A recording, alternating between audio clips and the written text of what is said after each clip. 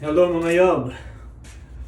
Dinner time na naman. Kailangan natin magluto ng panghapunan natin. So magluluto ako ngayon ng asadong baka. Kumuha lang ako ng konti dun sa nabili kong baka. Eto. Ang una natin gagawin, imamarinate muna natin siya ng kalamansi.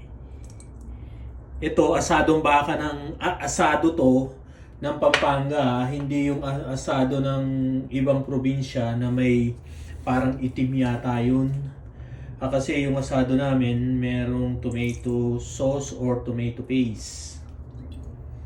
At hindi yung asadong palaman ng tawag doon? Siopaw. Ngayon, ito, ibababad muna natin siya ng kalamansi at toyo.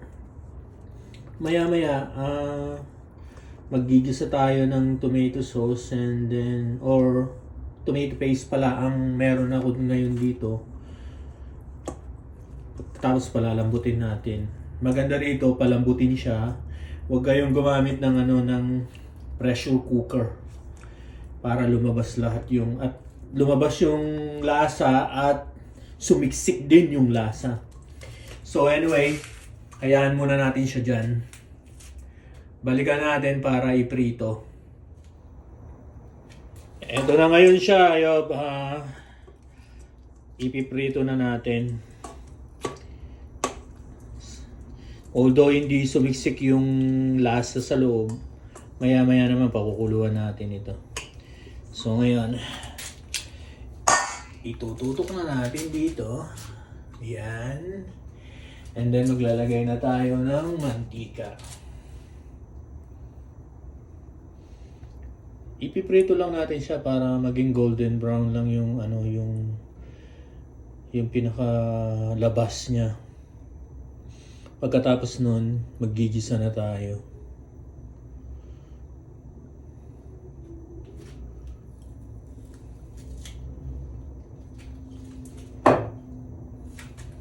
Okay.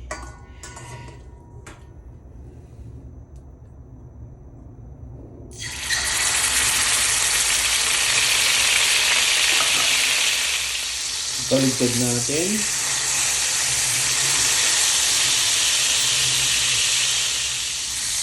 Tapos yung pinaka-side niya. Oh, tingnan mo. Ang ganda. Oh.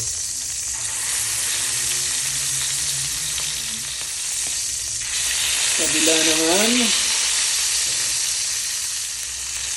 Kabila ulit. Last.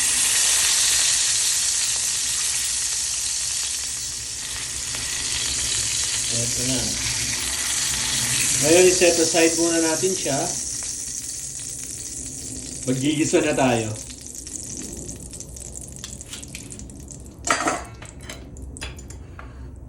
Itutok na natin dito. Ayan. Focus ng konti. Ito yung bawang at sibuyas natin. Pagsabayin na natin.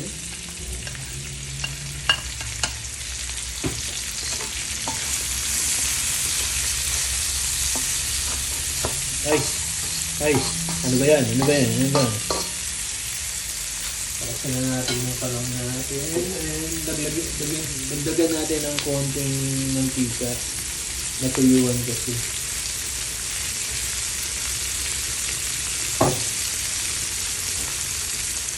Ngayon naman maglalagay na tayo ng tomato paste.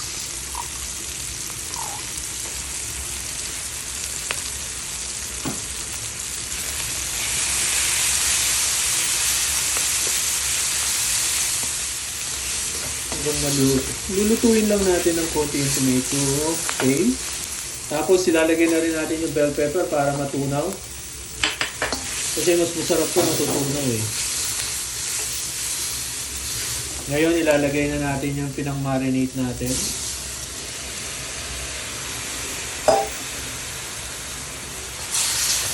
Halo-halo lang ng konti. Pagkatapos, lalagyan na natin ng tubig. Kasi palalambutin na natin yung ating baka.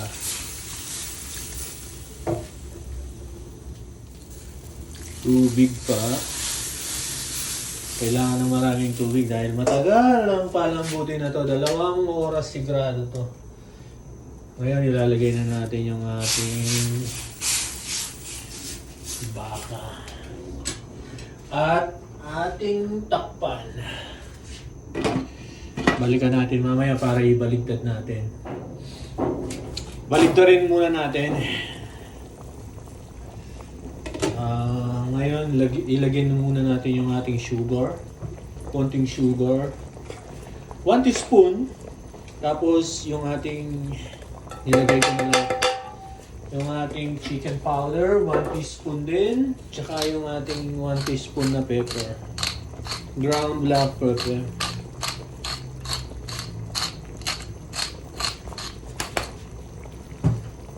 Ngayon, baligtarin natin yung ating baka. Yan. Pabalik-balik lang yan. Bali-baligtarin lang natin. Balikan natin ulit mamaya. Oh. Ang haba ng oras. Ito malambot na oh. Tignan nyo. Naagnas na. Ngayon ang gagawin natin dito, i-slice ko siya. Pagkatapos ibabalik natin. Tingnan na ano na siya. I-slice ko muna and then ibabalik ko. Ito na yung ating ano, yung in-slice ko siya oh. So ibalik natin. Baka sabihin nyo, bakit hindi mo pa siya in-slice kanina? I-slice mo rin pala. Kasi kaya hindi natin in-slice kanina, kailangan natin siyang iprito. Ngayon ito, medyo konti na lang. Palalambutin pa natin ng konti. Ngayon naman tikman natin.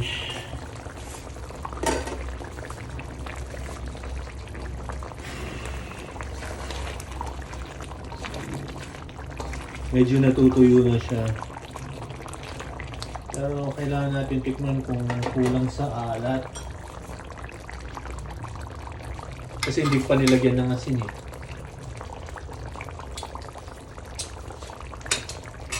Kulang sa alat.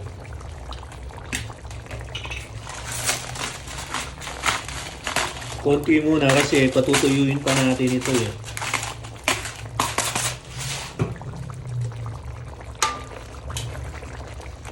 Konting tuyo pa.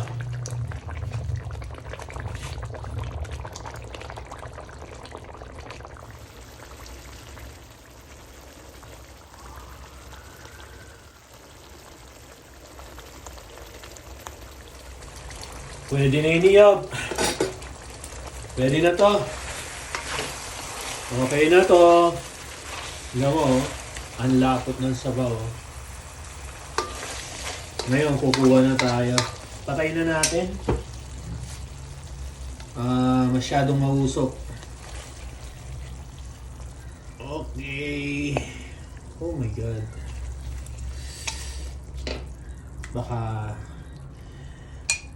sabihin na naman ng iba, bias ako dahil ako nagluto. Siyempre, masarap. Hindi ako nagluluto ng hindi masarap. Talagang pinagtsatsagaan ko hanggang mamaya. Kailangan masarap ang pinagtsatsagaan kong palambutin yan hanggang ano. Oh yo, beto na siya oh. Sarap no? Tara na, kain na. Salamat sa pagsubaybay. Thank you for watching. Please subscribe and like the video. See you soon sa susunod na aking video. Thank you.